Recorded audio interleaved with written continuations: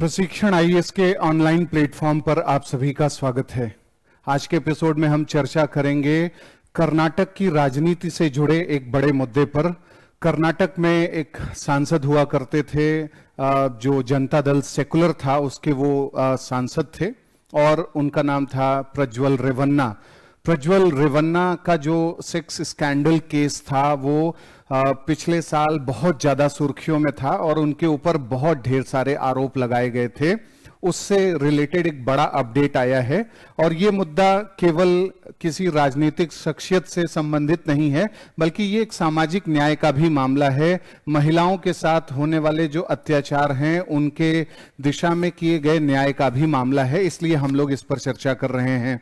ये मुद्दा ये था कि अभी जो बेंगलुरु का एक स्पेशल कोर्ट है उसने जो प्रज्वल रेवन्ना हैं इनको जो है लाइफ इम्प्रिजनमेंट यानी आजीवन कारावास की सजा सुनाई है और 10 लाख रुपए का जुर्माना किया गया है इनके ऊपर।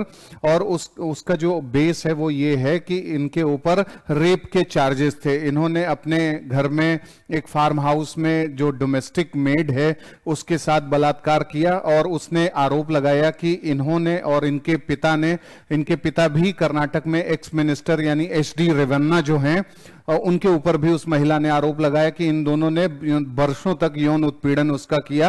और इसके साथ साथ ये भी बात आपको बतानी जरूरी है कि ये बड़ा मामला इसलिए भी है क्योंकि भूतपूर्व प्रधानमंत्री HD देवेगौड़ा के पौत्र हैं ये प्रज्वल रेवन्ना, और जो इनके जो मतलब ये यूनियन मिनिस्टर HD कुमारस्वामी के नेफ्यू भी हैं। तो ये इसलिए हाई प्रोफाइल मामला था और इनको बचाने की भी बहुत कोशिश की गई। कर्नाटक का जो हसन जिला है उससे ये जो है वहां से मतलब चुने गए थे, कैंडिडेचर इनका था और सांसद बने थे। और जब इनके ऊपर ढेर सारे आरोप लगने शुरू हुए तो आरोप एक दो नहीं थे, इनके पास ढेर सारे ऐसे क्लिप्स पाए गए, MMS पाई गई जो इन्होंने रिकॉर्ड किए थे और महिलाओं का यौन उत्पीड़न किया था। कम से कम सैकड़ों ऐसे मतलब केसेस थे, सैकड़ों ऐसी महिलाएं थीं जिन्होंने इनके ऊपर FIR दर्ज किया। मामला राष्ट्रीय महिला आयोग तक पहुंचा। राष्ट्रीय महिला आयोग ने इनके खिलाफ मुहिम एक छेड़ दिया, महिला संगठनों ने इनके खिलाफ कार्रवाई करनी शुरू कर दी। तो ये अपनी जान बचा करके भाग गए जर्मनी, और जर्मनी में जाने के बाद इंटरपोल जैसी ग्लोबल जो पुलिस ऑर्गेनाइजेशन है उसको इनके खिलाफ ब्लू कॉर्नर नोटिस भी जारी करना पड़ा, क्योंकि मामला बहुत संगीन था और बहुत ढेर सारी महिलाएं इन्वॉल्व थीं। बहुत बड़ा ये पूरा एक स्कैंडल के रूप में सामने आया था, इसलिए इस मामले को बहुत तह तक जाने की कोशिश की गई। इंटरपोल भी इसमें शामिल हुआ, लेकिन चीजें ठीक तरीके से एग्जीक्यूट नहीं हो पा रही थीं और जो न्याय की प्रक्रिया है उसमें विलंब हो रहा था। लेकिन अब बेंगलुरु के इस स्पेशल कोर्ट ने ये सजा सुना दी है, लाइफ इम्प्रिजनमेंट यानी आजीवन कारावास, और उसके साथ साथ 10 लाख रुपए का जुर्माना इनके ऊपर किया गया है। ये एक बहुत बड़ा निर्णय इसलिए भी है क्योंकि जो पॉलिटिकल बैकग्राउंड के लोग हैं, जो राजनीतिक रसूख जिनका बहुत मजबूत है, वो कॉमन लोगों को, सामान्य लोगों को एकदम हेय दृष्टि से जो देखते हैं, उससे ये एक मैसेज मिलेगा कि ऐसे लोगों के खिलाफ भी कानून का शिकंजा जो है कसा जा सकता है और रूल ऑफ लॉ से बढ़कर के कुछ नहीं है।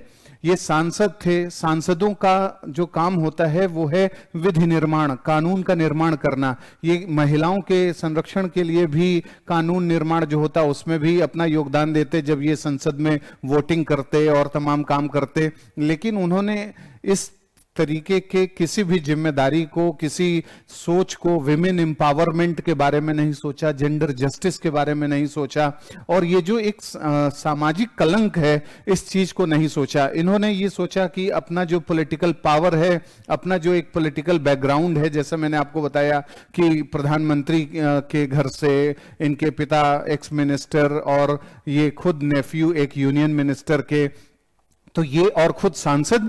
तो ऐसी स्थिति में कैसे, अगर जो रक्षक है यानी जिसे संविधान की रक्षा करनी है, जिसे संविधान और समाज की मर्यादाओं का ध्यान देना है, और वो जो जनप्रतिनिधि है, मात्र 32-33 साल का एक युवक, और जो मतलब जनता में अपना जो भी छवि बना करके सामने आता है, जीतता है, उसकी जिम्मेदारी है कि वो अपनी भूमिका बहुत अच्छे तरीके से निभाए और अपने एरिया में जो कल्याण के कार्य हैं, जो डेवलपमेंट के काम हैं, उसको एक नया मानदंड उसके लिए खड़ा करे, ताकि वो बार बार उस एरिया से जीते। बाद में सांसद तो है ही आदमी, वही सांसद व्यक्ति आगे मिनिस्टर बनेगा, यूनियन मिनिस्टर, कैबिनेट मिनिस्टर, बहुत से उसके पास अपॉर्चुनिटीज हो सकती हैं। लेकिन ऐसे लोग जो है अपने कुत्सित सोच, अपना जो डर्टी माइंड है, उसके चलते इन सब चीजों में फंस जाते हैं और राजनीतिक संस्कृति को दूषित करते हैं, और फिर तमाम लोगों पर, पॉलिटिशियंस पर आरोप लगाना पड़ता है कि ये सब तो ऐसे ही हैं,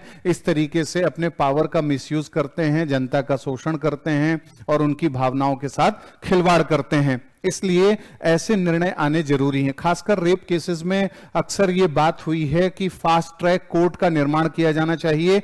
फास्ट ट्रैक कोर्ट के माध्यम से 2-3 महीने के अंदर अंदर फाइनल वर्डिक्ट आ जाना चाहिए, क्योंकि ऐसे में जिस महिला के साथ, जो महिला भुक्तभोगी है, वो उसको शारीरिक यातना ही नहीं दी गई है, उसको एक मानसिक यातना मिली है, उसकी आत्मा जो है बुरी तरीके से प्रभावित होती है।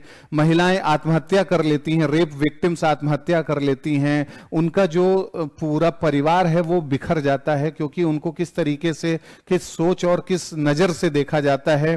तो और उनका कोई अपराध इस चीज में तो है नहीं, अपराधी तो कोई और है, लेकिन पूरी सजा महिला को ही गुजारनी होती है। इसलिए जो है ये बहुत ही महत्वपूर्ण निर्णय है। और भारत में जो दंड विधान है, खासकर जो आईपीसी है, भारतीय दंड संहिता, उसकी धारा 376 का जो सब क्लॉज 2 और उसमें भी जो सब क्लॉजेज हैं, उसके तहत इनके खिलाफ ये दंड दिया गया है, अभी जो बेंगलुरु स्पेशल कोर्ट ने दिया है। लेकिन भारतीय न्याय संहिता में और ज्यादा स्ट्रिक्टर कानून बनाए गए हैं और कठोर जो है दंड विधान है कि महिलाओं के साथ होने वाले जो ऐसे यौन उत्पीड़न के मामले हैं, उसमें कार्यवाही और ज्यादा से ज्यादा सख्त की जाए। तब जाकर के एक नजीर के रूप में, एक प्रेसिडेंट के रूप में लोगों के सामने आएगा, चाहे वो पॉलिटिकल लेवल के व्यक्ति हों या वो इंडस्ट्रियलिस्ट हों या कोई भी व्यक्ति हो, साधारण भी नागरिक हो, वो महिलाओं को इस निगाह से न देखे और उनके अधिकारों का अगर उल्लंघन करता है तो उसे सजा जरूर मिलेगी। तो आपका क्या विचार है इस मुद्दे पर? जो पॉलिटिशियन या कोई भी ऐसा व्यक्ति है, क्रिमिनल बैकग्राउंड का है, चाहे कितना ज्यादा बाहुबली हो, रसूखदार हो, अगर ऐसे केसेस में इन्वॉल्व है तो उसके खिलाफ त्वरित गति से कार्यवाही होनी चाहिए। इसके लिए क्या आप सुझाव देंगे? भारतीय दंड संहिता में या भारतीय न्याय संहिता में क्या प्रभावी जो है प्रावधान किए जाने चाहिए? आप अपने विचारों से हमें अवगत करा सकते हैं कमेंट बॉक्स में। मिलते हैं अगले प्रोग्राम में। नमस्कार।